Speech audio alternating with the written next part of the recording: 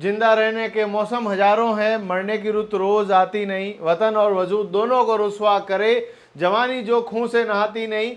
जय हिंद विद्यार्थियों, आज हम बात करेंगे स्टैटिक जीके के बारे में। जी हाँ, वह भाग जो पिछली परीक्षाओं के अंदर भी आपका सरदर्द बना होगा। बच्चे मैसेज करते हैं कि सर करो कुछ ऐसा कमाल कि स्टैटिक जीके मेरा हो जाए। तो स्टैटिक जीके को आपका अपना करने के लिए आज हम बात करेंगे इंडियन आर्मी 2024 के योद्धाओं के लिए। इंडियन आर्मी के ये सवाल पक्के आएंगे, तो आप लोगों का ध्यान सिर्फ स्क्रीन के ऊपर रहना चाहिए। टेलीग्राम हो, इंस्टाग्राम हो, फेसबुक हो, ट्विटर हो या हमारा मोबाइल एप्लीकेशन हो, हर जगह प्रतिज्ञा क्लासेस है नंबर 1 और आपके लिए free of cost notes available है। जी हाँ, देयर इज नो चार्ज।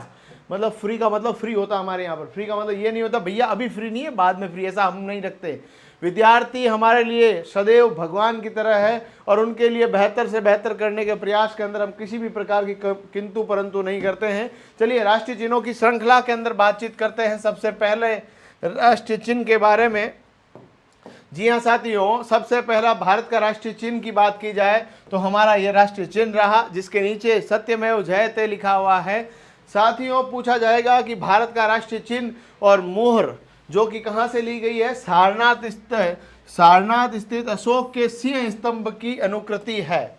ध्यान दीजिएगा, ये अपनाया गया है जब भारत के अंदर जब अपना लोकतंत्र जब जारी हुआ, घोषित हुआ 26 जनवरी 1950 को, हमारा जो राष्ट्रीय चिन्ह है वो अशोक के सारनाथ स्तंभ से लिया गया। ये आपका सिंह स्तंभ है, यह ध्यान रख लीजिएगा। मूल स्तंभ पर उत्कीर्ण प्रतिमा के कितने शेर है? 4 शेर है, जो कि अपनी पीठ परस्पर एक दूसरे के लिए सटी हुई है। यानी ये चारों शेर चारों दिशाओं में देखते हैं। ये हमारा भारतीय का राष्ट्रीय चिन्ह है, जिसमें नीचे देवनागरी लिपि के अंदर सत्यमेव जयते लिखा हुआ है। प्रतीक के नीचे मुंडकोपनिषद में लिखा सूत्र सत्यमेव जयते, जो कि देवनागरी लिपि में अंकित है। पूछा जा सकता है हिंदी की लिपि कौन सी है बेटा, तो आपका उत्तर होना चाहिए देवनागरी लिपि। चलिए राष्ट्रीय ध्वज के संदर्भ में जब चर्चाएं करना शुरू करें तो हमारा राष्ट्रीय ध्वज बेटा जी पूछ लेगा, तो हमारा राष्ट्रीय ध्वज है तिरंगा, विश्व विजयी तिरंगा, जो हमें अपने जान से भी प्यारा है। उसी तिरंगे की बात हो रही बेटा जी। तो आप मुझे बताइए कि जो तिरंगा है, इस तिरंगे के अंदर सबसे पहला सवाल आता है कि इसकी लंबाई और चौड़ाई का रेशियो क्या है?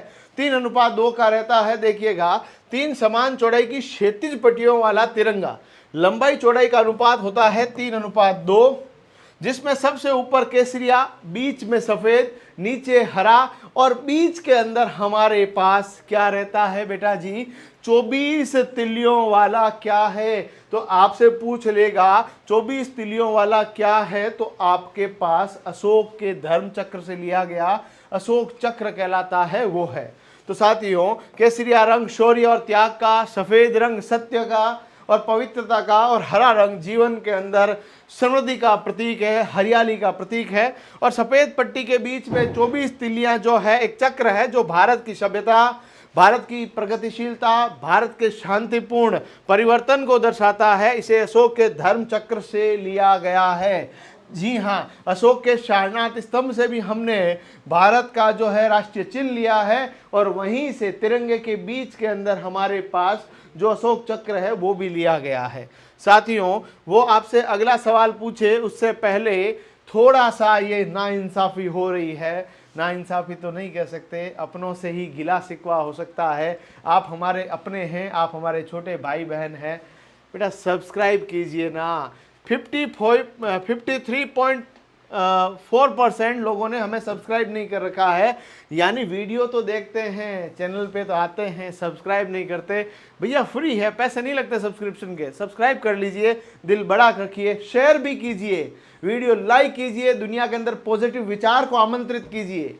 दुनिया के अंदर खुशियां बांटने से बढ़ती है दोस्त। हमें अच्छा लगता है कि हम अपने छोटे योद्धाओं को तैयार कर रहे हैं। कल ये भारतीय सीमा पर जाएगा तो हमें कितनी खुशी होगी, आपके माता पिता को जितनी खुशी होगी उतनी खुशी हमें भी होगी कि हमने पढ़ाया, हमने सेलेक्ट करा दिया और ये बच्चा मेरा है, अपना है। बस यही अध्यापक का धर्म है और इसी धर्म को निभाते हुए हम अपना प्रयास पूरा कर रहे हैं। सब्सक्राइब करना मत भूलिएगा, अभी सब्सक्राइब कीजिएगा प्रतिज्ञा क्लासेस का ये यूट्यूब चैनल। राष्ट्रीय ध्वज को संविधान सभा द्वारा 22 जुलाई 1947 को अपनाया गया, ये भी याद रख लीजिएगा। उच्चतम न्यायालय 2004 में एक महत्वपूर्ण निर्णय में ये घोषणा की थी कि अनुच्छेद 19(1)(a) के तहत राष्ट्रीय ध्वज को फहराना भारत के किसी भी व्यक्ति के मौलिक अधिकार के अंतर्गत आता है। यानी मैं चाहूं तो मैं भारतीय ध्वज को लहरा सकता हूं, फहरा सकता हूं, कोई अब मनाही नहीं है। पहले ऐसा था कि हम लोग भारतीय ध्वज को नहीं फहरा सकते थे, बट अब ऐसा कुछ भी नहीं है, कोई भी अपने भारतीय ध्वज को फहरा सकता है। फिर सवाल आता है राष्ट्रगान। जी हाँ, राष्ट्रगान की बात करते हैं। हमारा राष्ट्रगान जो है जन गण मन, जन गण मन है, 52 सेकंड में गाया जाता है, सावधान की मुद्रा में खड़ा रहना होता है, और इसको लिखने वाले हैं रविंद्रनाथ टैगोर। जी हाँ, रविंद्रनाथ टैगोर साहब है जिन्होंने 2 देशों के राष्ट्रगान को लिखा है। 2 देश, एक तो भारत और इसके अलावा बांग्लादेश का राष्ट्रगान भी इन्होंने लिखा है, आमार सोनार बांग्ला। आमार सोनार बांग्ला। एक ऐसे व्यक्ति जिनको 2 देशों के राष्ट्रगान लिखने का श्रेय है वो है रविंद्रनाथ टैगोर। भारत के पहले नोबेल अवार्डी ही नहीं, पूरे एशिया के पहले नोबेल अवार्डी अपनी गीतांजलि कृति के लिए लेकर आए, और गीतांजलि से ये लिया गया है जन गण मन, ये भी याद रख लीजिएगा। संविधान सभा द्वारा इसे राष्ट्रगान के रूप में 24 जनवरी 1950 को स्वीकृति प्रदान की गई।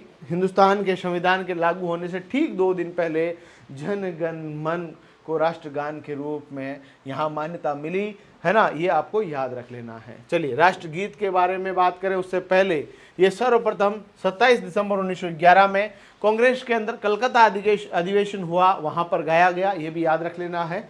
और रविंद्रनाथ ठाकुर ने 1912 में तत्वबोधिनी पत्रिका में भारत भाग्य विधाता शीर्षक से प्रकाशित किया था। 1919 में मॉर्निंग सॉन्ग ऑफ इंडिया शीर्षक से इसका अनुवाद किया गया, अंग्रेजी रूपांतरण किया गया, ये भी आपको याद रख लेना है।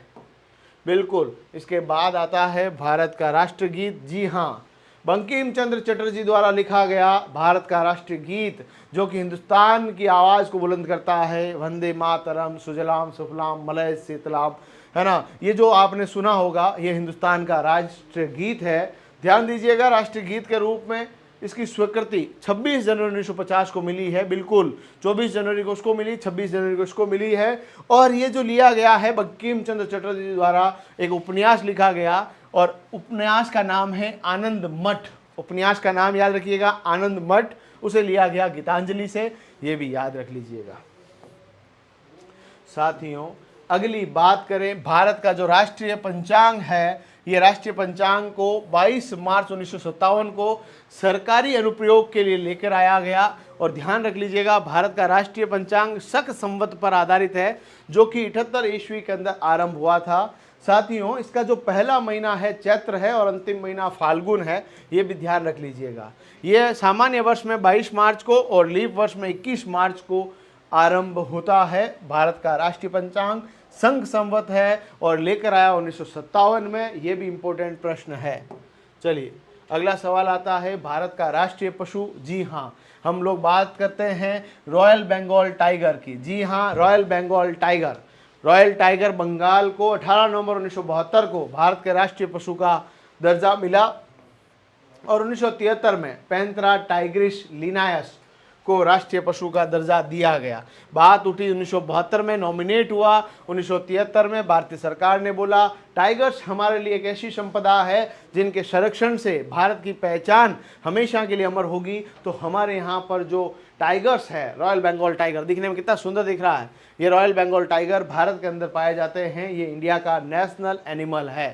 साथियों, अगला प्रश्न आता है कि हमारा यहाँ पर राष्ट्रीय पक्षी क्या है। अपनी सुंदर सी पंखों के लिए पहचाने जाने वाले, और जब भी बरसात के लिए घनघोर घटाएं जब छाई है तो कुहू कुहू की आवाज़ में मोर इस पूरी प्रतिध्वनि को सुंदर कर देता है। भारत सरकार द्वारा 1963 में मोर यानी पाओ क्रिस्टेटस को राष्ट्रीय पक्षी घोषित किया था।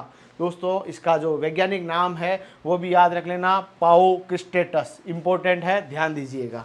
साथियों, अगला प्रश्न आता है, भारत की कोई राष्ट्रीय भाषा नहीं है। जी हाँ, भारत की कोई राष्ट्रीय भाषा नहीं है, बट हमारी यहाँ पर जो राजभाषा है, गजेटेड लैंग्वेज है, वो भारत की है हिंदी। जी हाँ, हिंदी भारत की राजभाषा है, राष्ट्रीय भाषा नहीं है। और हमारा राष्ट्रीय पुष्प पूछ लिया जाए, भारत का राष्ट्रीय पुष्प है कमल, यानी नेलम्बो न्यूसीफेरा गार्टर। जी हाँ, ध्यान दीजिएगा। और राष्ट्रीय फल कौन सा है, तो ये आप लोगों ने सब ने खाया होगा और उसका नाम है आम। ये आम नहीं है, ये कुछ खास है और ये इसीलिए खास है, इसका जो वैज्ञानिक नाम है मैक्सीफेरा इंडिका, ये भी याद रख लीजिएगा।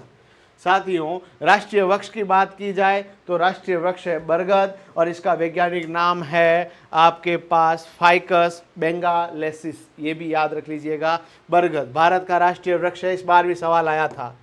भारत की राष्ट्रीय नदी पूछ ले तो निर्मल नीर गंगा का, गंगोत्री से जिसका उद्गम है, भारत की सबसे लंबी नदी गंगा नदी 2008 के अंदर 4 नवंबर को भारत की राष्ट्रीय नदी घोषित होती है, ये भी याद रख लीजिएगा। और फिर यहाँ से सवाल पैदा होता है, भारत का जो नेशनल एक्वेटिक एनिमल है यानी राष्ट्रीय जलीय जीव है वो कौन सा है।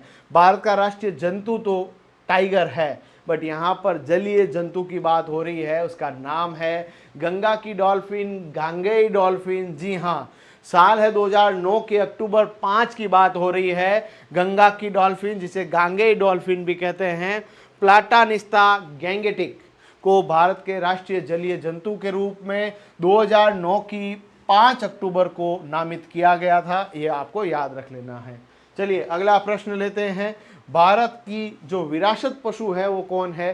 जी हाँ, अपना आप लोगों ने सुना भी होगा, हाथी मेरा साथी। आपके इंस्टाग्राम का बेस्ट फ्रेंड कौन है? हाथी। और हाथी को 2010 की 21 अक्टूबर को भारत का विरासत पशु यानी heritage animal of the nation कहा है, ये भी ध्यान रख लीजिएगा। और इसका वैज्ञानिक नाम एलिफेंस इंडिका है, ये भी इम्पोर्टेंट है। चलिए इसी के बाद सवाल आता है, राष्ट्रीय दिवसों की बात की जाए तो भारत अंग्रेज़ों की बेड़ियों से, उनकी हुकूमत से जब आज़ाद हुआ वो 15 अगस्त 1947 का दिन है, ये याद रख लेना है।